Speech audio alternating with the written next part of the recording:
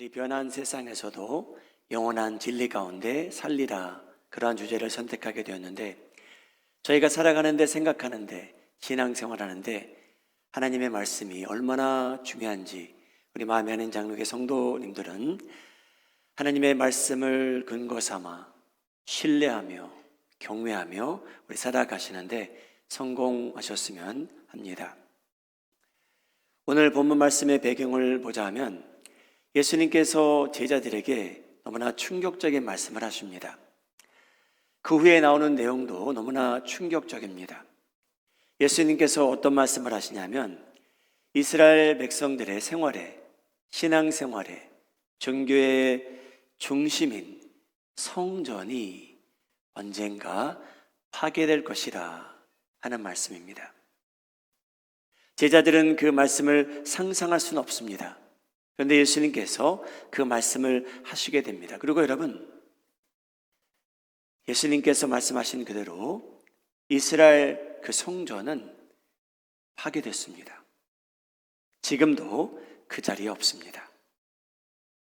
그 말을 들은 제자들은 예수님에게 질문을 하게 됩니다. 그 주제는 두 가지입니다. 제자들에게도 중요했지만 오늘 그 질문은 저에게도 너무나 중요합니다. 제자들이 예수님에게 어떤 질문을 하게 되냐면 그 주제는 예수님, 세상의 끝이 그러면 언제입니까? 예수님께서 언제 다시 오실 겁니까? 그 두 가지 질문을 하게 됩니다. 여러분, 요즘 세상에 사는 저희들, 세상의 끝, 예수님의 재림, 많이 생각하지 않고 살 수 있겠죠. 어떻게 보면 이단에서 힘쓰는 사람들은 그런데 관심이 많기 때문에 저희도 정반대적인 반응을 보이며 살 수도 있겠죠. 그런데 이 주제는 중요합니다. 세상의 끝이 언제일까? 예수님은 언제 재림하실까? 예수님께서 저에게 알려주십니다. 마태복음 24장 3절 말씀, 예수께서 감람산 위에 앉으셨을 때에 제자들이 조용히 와서 이르되 우리에게 이르소서 어느 때 이런 일이 있겠사오며 또 주의 임하심이 다시 오심과 세상 끝에는 무슨 징조가 있사오리까? 어떤 사인이 나타날 겁니까? 예수님, 세상의 끝이 어떻게 임할 건지, 예수님께서 어떻게 언제 재림할 것인지 저에게 알려주십시오. 예수님께서 알려주십니다. 여러분, 여러 징조가 사인이 있을 것이라고 3절부터 설명을 시작됩니다. 21절까지 오늘 집사님께서 봉독한 내용은 22절부터인데 3절부터 21절의 내용을 정리해 드리겠습니다. 세상의 끝이 언제 임할까? 예수님의 재림은 언제일까? 어떠한 사인을 저희가 보면 될까요? 첫 번째, 여러분, 거짓 그리스도들이 나타난다고 합니다. 여러분, 지난 2000년 동안 거짓 그리스도들은요, 충분히 많이 나타났고요. 지금도 저희가 살고 있는 21세기에도요, 자기가 그리스도라고 하는 사람들도 있습니다. 2000년 동안 거짓 그리스도들이 많이 나타났고 계속해서 그러한 사람들은 등장하게 돼 있습니다. 그 후에 기근과 지진이 일어날 것이라. 인간 역사는 모든 지진이 일어날 때마다 다 기록한 것은 아니겠죠. 어떤 사람들은 지난 100년 동안 여러분 지진이 일어나는 숫자가 훨씬 더 많아졌다라고 하는 사람들도 있습니다. 꼭 그것을 믿어서는 아니지만 예수님께서 미리 말씀하신 내용은 기근과 지진이 있을 것이다. 그리고 전쟁이 날 것처럼 소문이 나기 시작한답니다. 저 대륙에서 이 대륙에서 저 나라와 저 백성이 서로 싸우리라. 그리고 여러분, 그리스도인들이 미움 받을 때가 온답니다. 여러분, 저희는 벌써 그런 세상에 살고 있습니다. 그리스도인들이 미움을 받고 핍박을 받는 시대입니다. 그러한 나라들도 꽤 많고요. 미국도 어떻게 보면 그런 때에 벌써 들어가 있는지도 모릅니다. 당신 크리스찬이야? 그래, 보자. 예수님께서 미리 말씀하셨습니다. 사람들이 서로 미워할 것이고 사랑은 식을 것이라. 그래서 주의하라. 그리고 여러분, 언젠가 어떠한 사람이 가장 거룩한 곳에서 하나님을 모독하게 된다. 그 내용도 15절에 등장합니다. 어떤 사람은 적 그리스도라고도 하죠. 여러분, 이러한 징조가 나타나고 복음이 소위 저희가 말하는 이 좋은 소식이, 예수님에 대한 이 좋은 소식이 모든 민족에게 전파되면 예수님의 재림이 임박하다고 성경은 말합니다. 마태복음 24장 14절 내용입니다. 화면을 보시고 우리 함께 읽도록 하죠. 시작. 이 천국 복음이 모든 민족에게 증언되기 위하여 온 세상에 전파되리니 그제야 끝이 오리라. 여러분, 우리 마음이 하는 장로교회는 이 말씀을 근거하여 이러한 내용을 바탕으로 선교사님을 후원합니다. 왜냐하면 선교사님들이 저희가 가고 싶지 않은, 못 가는 지역에 가셔서 이 한 구절을 이루기 위해서 오늘도 수고하고 계십니다. 천국 복음이 모든 민족에게 증언되는 그날 끝이 임할 것이라고 성경은 말하고 있습니다. 여러분, 그러면 또 무엇이 남았을까요? 어떠한 사인을 저희가 봐야 될까요?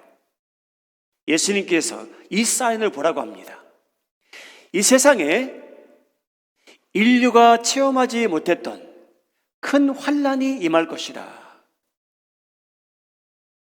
저희가 상상할 수 없는 환난이 이 세상에 임할 것이라고 예수님께서 말씀하십니다.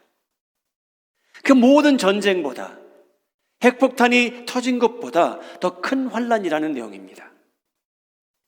마태복음 24장 21절. 이는 그때 큰 환난이 있겠습니다. 창세로부터 지금까지 이런 환난이 없었고 후에도 없으리라. 그런 환난이 임하면 기독교인들은 이것을 사인으로 알고 있으라.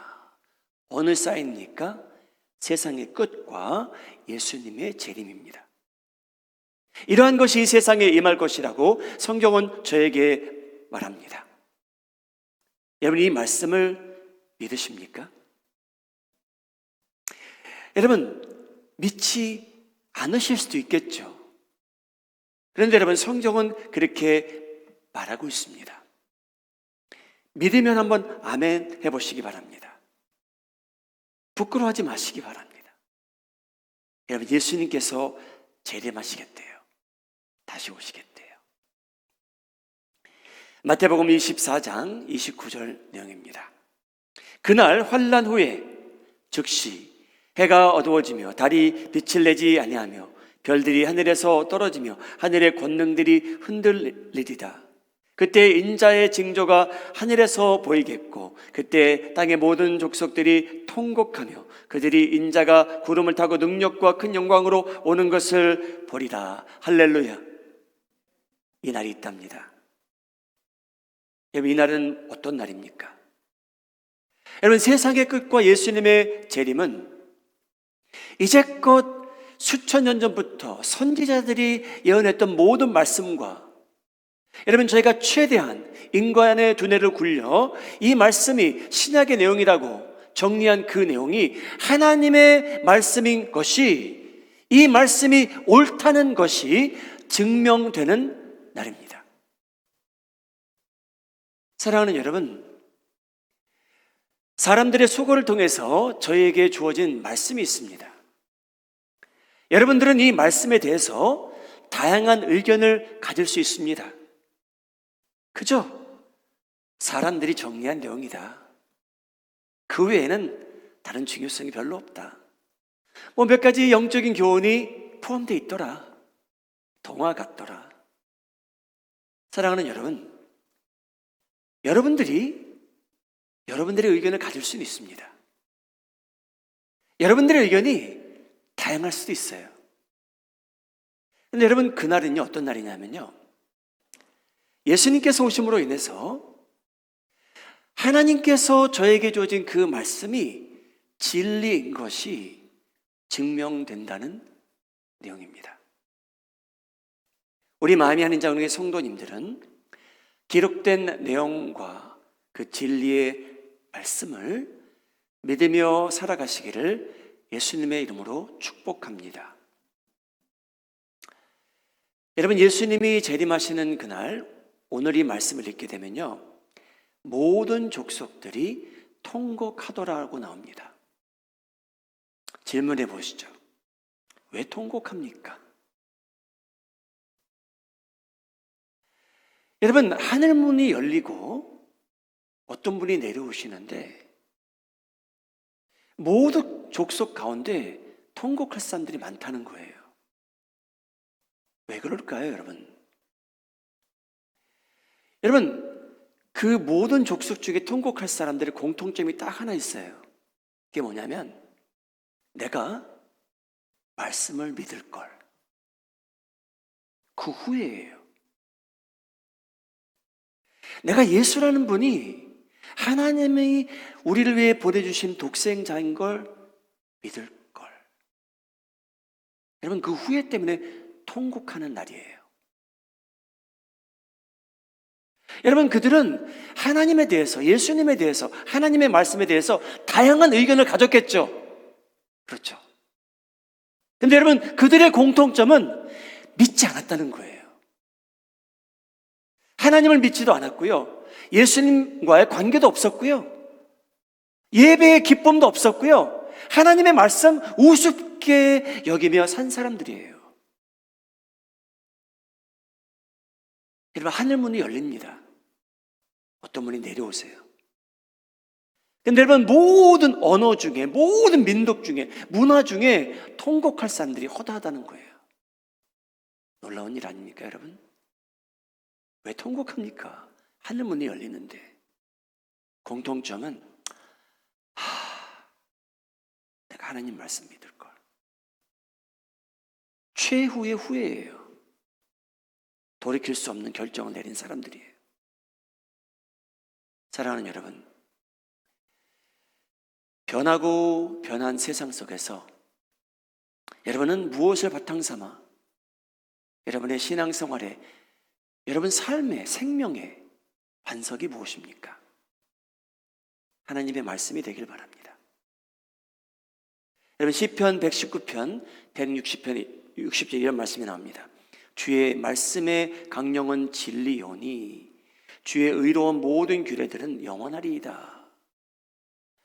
여러분, 이 말씀은요, 하나님의 말씀을 종합해 보니 진리래요. 그래서 여러분, 이사야서도 그렇게 얘기했고요, 베드로도요, 이사야의 말씀을 빌려서 하나님의 말씀은 영원하도다. 너는 풀이다.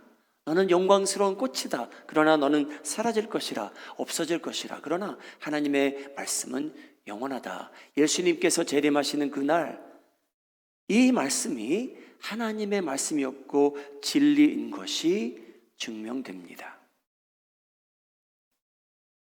여러분, 예수님의 재림으로 인하여 마지막이자 최종 분리함이 시작되고 이루어집니다. 여러분, 예수님께서 이 세상에 임하시는데 그날이 어떤 날이냐면요, 마지막으로 최종적으로 인류를 하나님께서 분리하시는 날이 됩니다. 마태복음 23장 31절, 오늘 저희가 찬양한 내용이에요. 나팔소리가 들릴 그때에 그가 큰 나팔소리와 함께 천사들을 보내리니 그들이 그의 택하신 자들을 하늘 이 끝에서 저 끝까지 사방에서 모으리라. 여러분, 예수님께서요, 자기와 관계를 맺은 아들, 딸이 된 사람들을 다 모으시겠대요.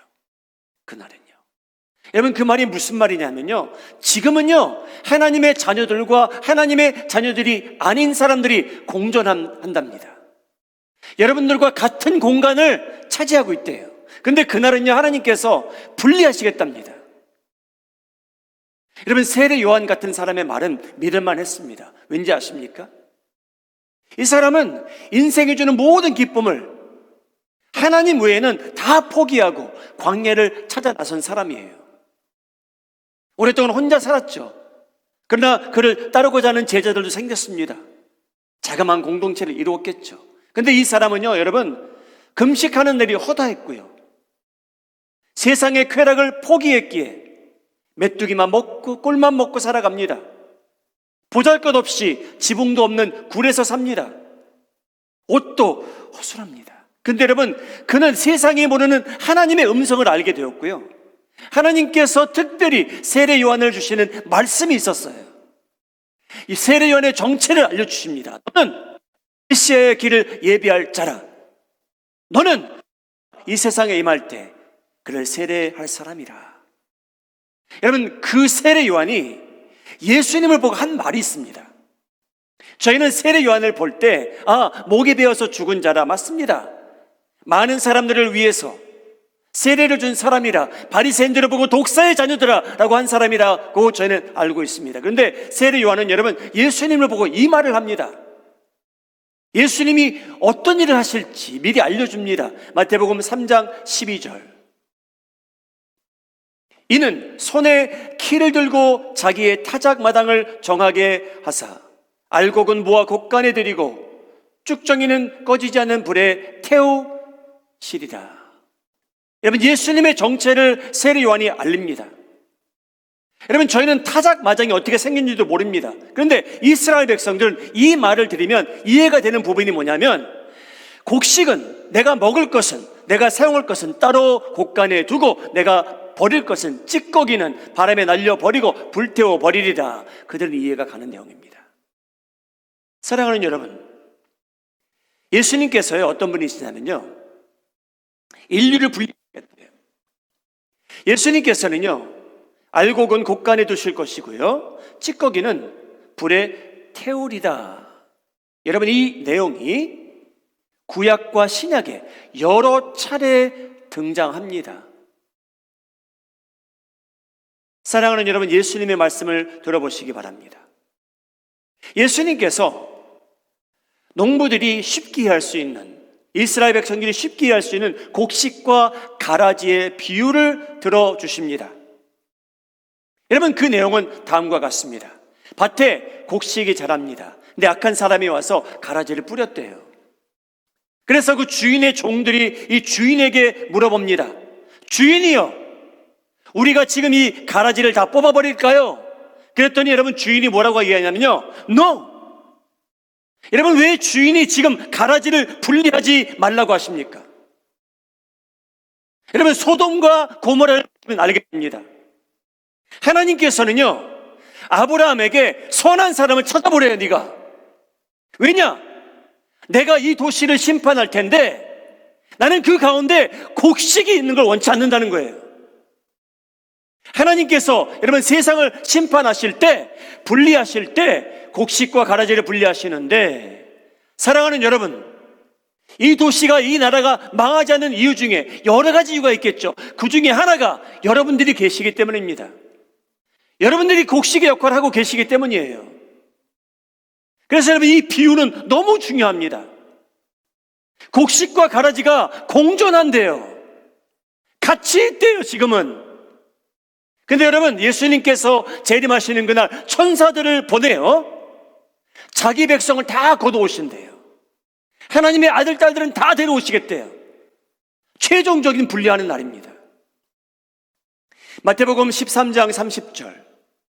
둘 다 추수할 때까지 함께 자라게 두라. 예수님의 말씀입니다. 추수 때에 내가 추수꾼들에게 말하기를, 가라지는 먼저 거두어 불사르게 단으로 묶고 곡식은 모아 내 곡간에 넣으라 하리라. 이 내용은요, 예수님께서 하신 말씀, 그 내용은 세례 요한이 한 내용이에요. 내용은 동일합니다. 사랑하는 여러분, 저희가 그러한 현실을 직면한다는 게 쉽진 않아요. 거룩하신 하나님, 사랑이신 하나님, 여러분 그분이 저에게 얘기하세요. 지금은 곡식과 가라지가 공존한다는 거예요. 공간을 같이 차지하고 있다는 거예요.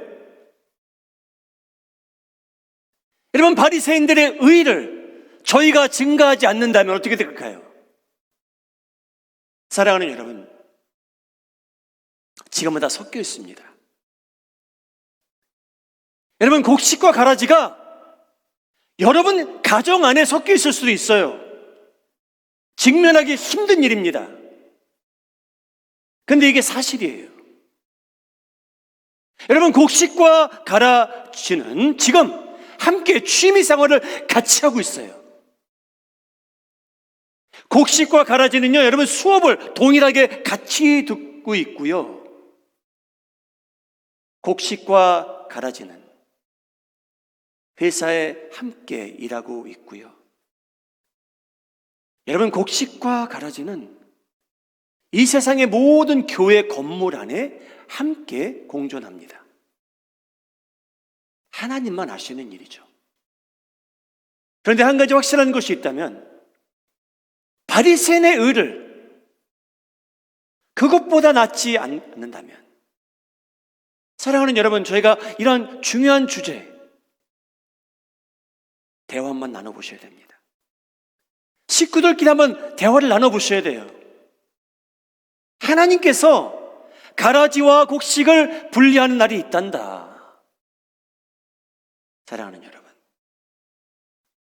예수님께서는요, 세례 요한의 말씀에 의하면 타작마당에서 곡식과 찌꺼기를 분리하시는 분이래요. 사랑이시자 거룩하신 하나님께서 그날 단호하게 분리하신답니다. 여러분, 곡식은 뭐와 하나님께서 곳간에 두시고 가라지를 거두어 불사르시겠다는 내용입니다.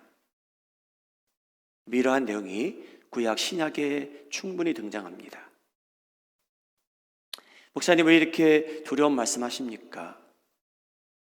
여러분, 성경은 저에게 하나님이 어떤 분이신지 알려주고 계세요. 저희는 하나님의 사랑이십니다 라는 얘기가 더 익숙하죠. 그런데 여러분, 하나님은 거룩하신 분이에요. 저희가 상상할 수 없는 내용이에요. 완벽하시대요. 거룩하시대요.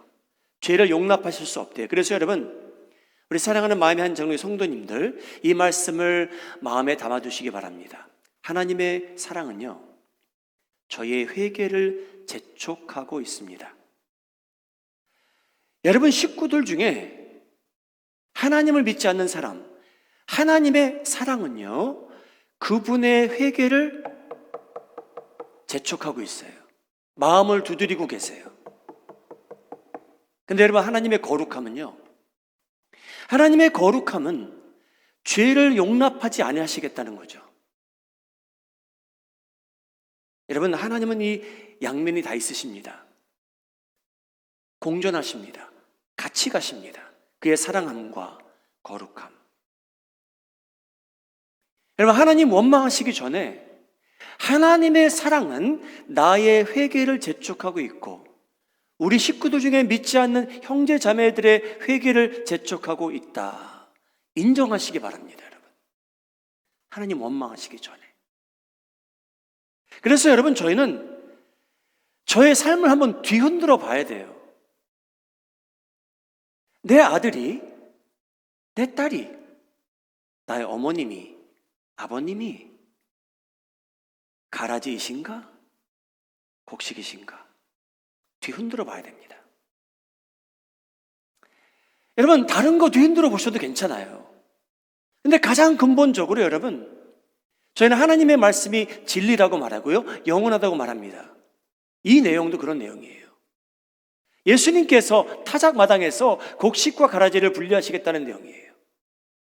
재림하시는 그때에 분리하시겠대요. 천사들을 이 세상에 다 보내셔서 아들, 딸들만 불러오시겠대요. 그래서 여러분, 한번 욕먹을 것을 무릅쓰고 식구들이 여러분을 왕따시킬 것을 무릅쓰고 뒤흔들어 보세요. 얘야, 하니, 여보, 엄마, 아빠, 우리 집안은 구원받았는지 봅시다. 우리 집안이 구원받았다는 열매가 무엇입니까? 무엇을 근거 삼아 우리가 구원받았다고 말할 수 있을까요? 여러분, 꼭 질문해 보시기 바랍니다.